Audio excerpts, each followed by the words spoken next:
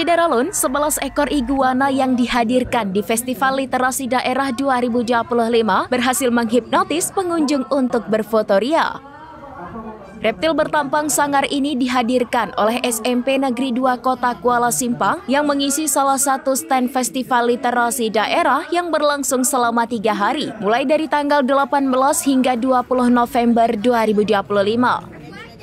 Hendra Syahputra, penjaga stan SMP Negeri 2 Kota Kuala Simpang, memastikan bahwa iguana tidak berbahaya walau memiliki tampang sangar.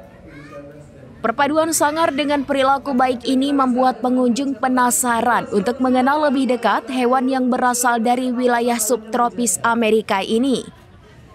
Rasa penasaran ini terjawab ketika pengunjung berhasil menyentuh dan menggendong iguana untuk berfoto. Hendra tidak mematok tarif kepada pengunjung yang berfoto bersama iguana. Tarif seikhlasnya ini pun langsung menjadi daya tarik pengunjung mengerumuni stan yang berada di pojok kanan festival.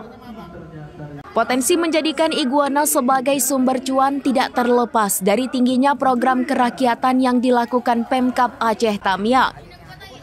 Apalagi kata dia, Pemkab Aceh Tamiang mulai meningkatkan event yang menjadikan peluang ekonomi meningkat. Hendra memastikan bahwa iguana merupakan hewan legal yang bisa dipelihara di rumah. Artinya, masyarakat tidak perlu khawatir bila ingin mengembangbiakkan iguana dan menjadikannya objek bisnis. Festival Literasi Daerah 2025 berhasil menyedot perhatian masyarakat karena menghadirkan beragam stand dan hiburan. Selain iguana, pengunjung terpukau dengan pameran alat penyelamatan di stand BPBD dan memenuhi stand atraktif milik Sekolah Inspirasi Bangsa. Dari Aceh Tamiang, Rahmat Wiguna, serambinews.com. Download Tribun X sekarang. Menghadirkan lokal menjadi Indonesia.